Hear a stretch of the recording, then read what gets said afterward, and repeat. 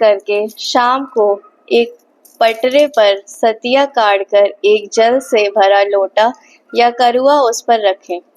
बायना काटने के लिए एक खांड का करुआ लें, उसके साथ एक पात्र में गेहूं या चावल भर लें और इच्छा अनुसार नगद रुपया रख लें। फिर रोली चावल, गुड़ आदि से गणेश जी की पूजा करें। करवे पर रोली से 13 बिंदी लगाएं तथा 13 दाने गेहूं के हाथ में लेकर कहानी सुनें। कहानी सुनने के पश्चात एक दूसरे के साथ आपस में 13 बार करवे की हेरा फेरी करें। कहीं कहीं 13 का अंक अशुभ मानने के कारण 14 बार प्रत्येक काम किए जाते हैं। रात्रि को चंद्रमा निकलने के पश्चात इसी करवे से चंद्रमा को अर्घ्य दें। पश्चात सभी बड़ों का आशीर्वाद प्राप्त कर तथा अपने पति की पूजा कर भोजन करें। यदि बहन या पुत्र कहीं बाहर परदेश रहते हो तो करवा, गेहूं, चीनी, रुपया सहित उनके यहाँ पहुंचा दे। जो सौभाग्यवती स्त्रियां इस कर चतुर्थी का व्रत करके शाम विधि विधान से पूजा करेंगी, वे अचल सौभाग्य, धन, पुत्र तथा बड़े भारी यश को प्राप्त करेंगी। करवा चौथ व्रत कथा भाग 1। एक साहूकार था जिसके 7 बेटे और एक बेटी थी। सातों भाई व बहन एक साथ बैठकर भोजन किया करते थे। एक दिन कार्तिक की कृष्ण पक्ष की चौथ का व्रत आया तो भाई बोला कि बहन आओ भोजन करें। बहन बोली कि आज करवा चौथ का व्रत है, चांद उगने पर ही खाऊंगी। तब भाइयों ने सोचा कि चांद उगने तक बहन भूखी रहेगी, तो एक भाई ने दिया जलाया। दूसरे भाई ने छन्नी लेकर उसे ढका और नकली चांद दिखाकर बहन से कहने लगा कि चल चांद उग आया है, अर्घ्य दे ले। बहन अपनी भाभियों से कहने लगी कि चलो अर्घ्य दे। तो भाभियां बोली तुम्हारा चांद उगा होगा, हमारा चांद तो रात को उगेगा। बहन ने अकेले ही अर्घ्य दे दिया और खाना खाने लगी तो पहले ही ग्रास में बाल आ गया, उसके ग्रास में कंकड़ आ गया। तीसरे ग्रास मुंह तक किया तो उसकी ससुराल से संदेशा आया कि उसके पति बहुत बीमार है, जल्दी भेजो उसको। माँ ने जब लड़की को विदा किया तो कहा कि रास्ते में जो भी मिले उसके पांव लगना और जो कोई सुहाग का आशीष दे तो उसके पल्लू में गांठ लगाकर उसे कुछ रुपए देना। बहन जब भाइयों से विदा हुई तो रास्ते में जो भी मिला उसने यही आशीष दी कि तुम 7 भाइयों की बहन, तुम्हारे भाई सुखी रहें और तुम उनका सुख देखो। सुहाग का आशीष किसी ने भी नहीं दिया। जब वह ससुराल पहुंची तो दरवाजे पर उसकी छोटी ननद खड़ी थी। वह उसके भी पांव लगी तो उसने कहा कि सुहागिन रहो, सपूती हो। बहन ने यह सुनकर पल्ले में गांठ बांधी और ननद को सोने का सिक्का दिया।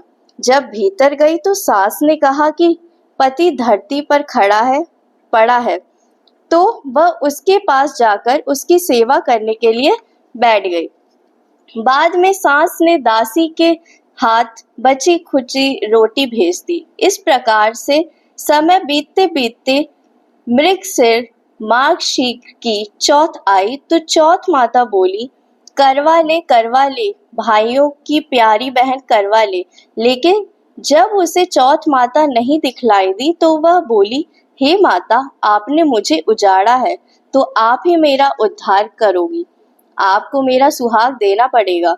तब उस चौथ माता ने बताया कि पौष की चौथ आएगी, वह मेरे से बड़ी है, उसे ही सब कहना, वही तुम्हारी सुहाग वापस देंगी। पौष की चौथ आकर चली गई, माघ चली गई, फागुन की भी चली गई, चैत्र, वैशाख, जेठ, आषाढ़ और श्रावण भादो की सभी चौथ आई और यही कहकर चली गई कि आगे वाली को कहना। असौज की चौथ आई तो उसने बताया कि तुम पर कार्तिक की चौथ नाराज है, उसी ने तुम्हारा सुहाग लिया है, वही वापस कर सकती हैं। वही आएंगी तो पांव पकड़कर विनती करना, यह बताकर वह भी चली गई।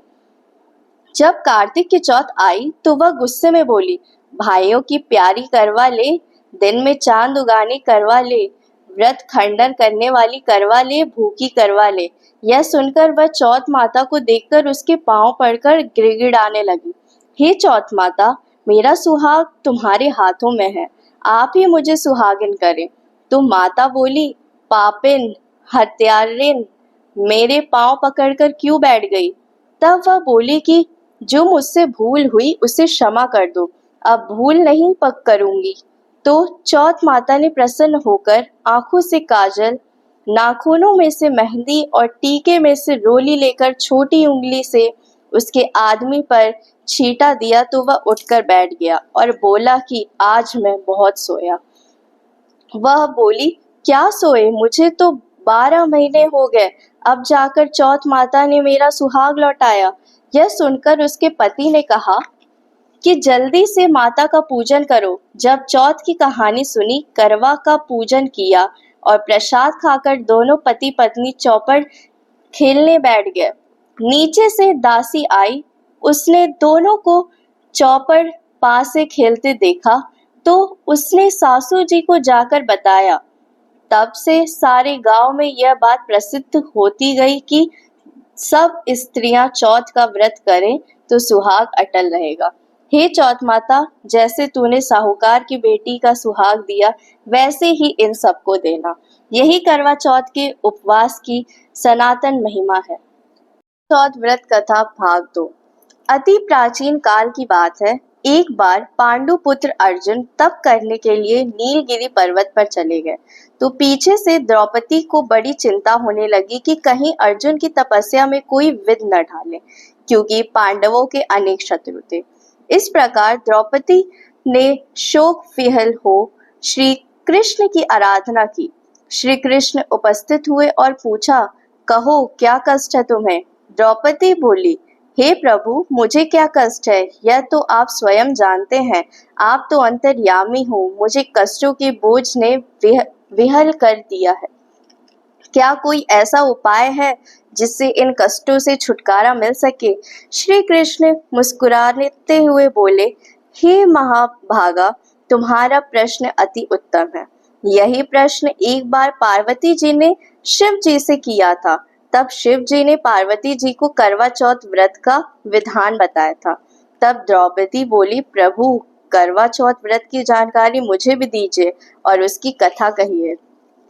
तब श्री कृष्ण ने एक पल सोचने के बाद कहा, दुख सुख जो सांसारिक माना जाता है, प्राणी उसमें सदा ही लिप्त रहता है। मैं तुम्हें अति उत्तम करवा चौथ की कथा सुनाता हूँ, इसे ध्यान से सुनो।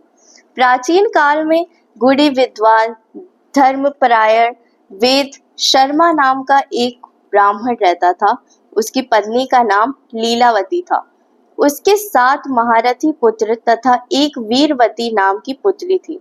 उसकी आंखें नील कमल के समान और मुख चंद्रमा के समान था। विवाह योग्य होने पर वेद शर्मा ने एक विद्वान ब्राह्मण के साथ उसका विवाह कर दिया। एक बार पुत्री ने अपनी भोजियाओं सहित कार्तिक कृष्ण चतुर्थी का व्रत किया। सायकाल स्नान कर सभी ने भक्ति भाव से पूरी पूजन सामग्री से गौरा जी का पूजन किया तथा अर्घ्य देने के लिए चंद्रोदय की प्रतीक्षा करने लगे। किंतु चंद्रोदय से पूर्व ही वीरवती को श्रद्धा ने बांध कर दिया और वह बेहोश हो गई। इससे उनके स्नेही भाई अत्यंत दुखी हुए और उन्होंने छल से पीपल की आड़ में कृत्रिम चंद्रमा बनाकर दिखा दिया। लड़की ने अर्घ्य दे भोजन कर लिया।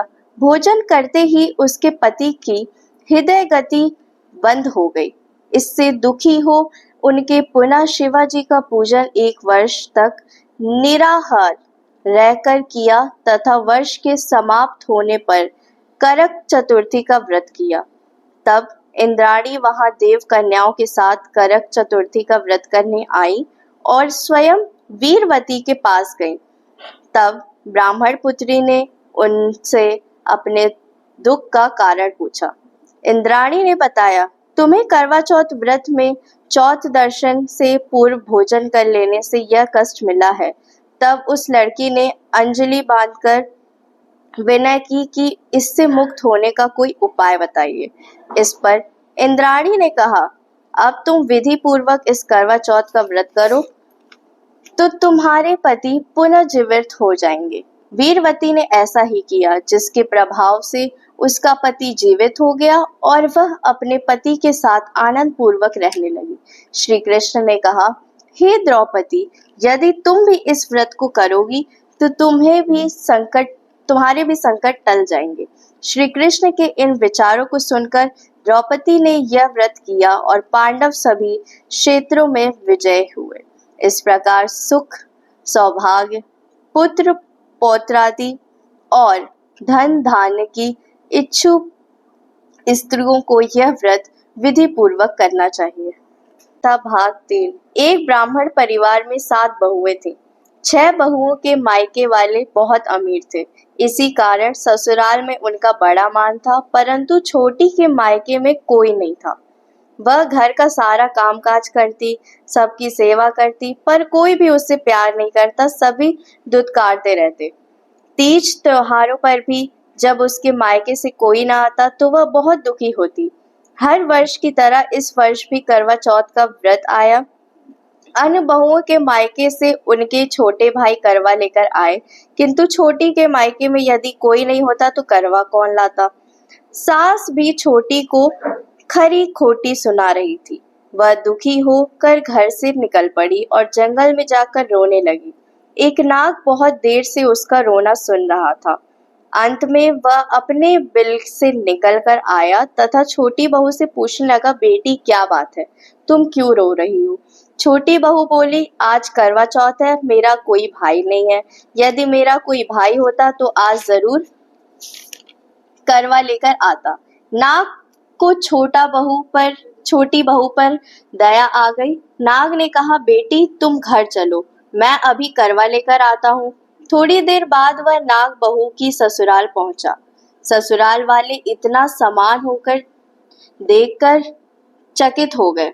सास भी प्रसन्न हो गई। सास ने प्रसन्न मन से छोटी बहू को नाग देवता के साथ भेज दिया। नाग देवता ने छोटी बहू को अपना सारा महल दिखाया और कहा, जितने दिन चाहो आराम से रहो, मन चाहा खाना, मन चाहा पहनो, पर एक बात याद रखना, सामने रखी नाद कभी मत खोलना। छोटी बहू सारा समय महल में आराम से काटती, पर नाद के बारे में उसकी उत्सुकता बढ़ती जाती। एक दिन जब घर में कोई न था, उसने नाद को उठाकर देखा तो हजारों छोटे छोटे सांप के बच्चे इधर उधर रेंगने लगे। उसने जल्द ही नाद ठग दी। जल्दी में एक सांप की पूंछ नाद के नीचे आकर कट गई। शाम को नाग के आने पर छोटी बहू ने अपनी गलती स्वीकार कर ली। नाग ने भी उसे क्षमा कर दिया। जब छोटी ने ससुराल जाने की इच्छा की तो नाग ने उसे धन रत्न आदि देकर विदा किया। छोटी बहू के ससुराल में अब उसकी बड़ी इज्जत होने लगी। जिस सांप की पूंछ कटी थी उसे सभी बड्डा कहकर तंग करते। एक दिन उसने अपनी माँ से पूछा कि मेरी पूंछ कैसे कटी है। माँ ने कहा कि छोटी बहू के नाद उठाने और जल्दी में रखने से ही तुम्हारी पूंछ कटी है। तो वह बोला कि मैं छोटा बहू से बदला लूंगा।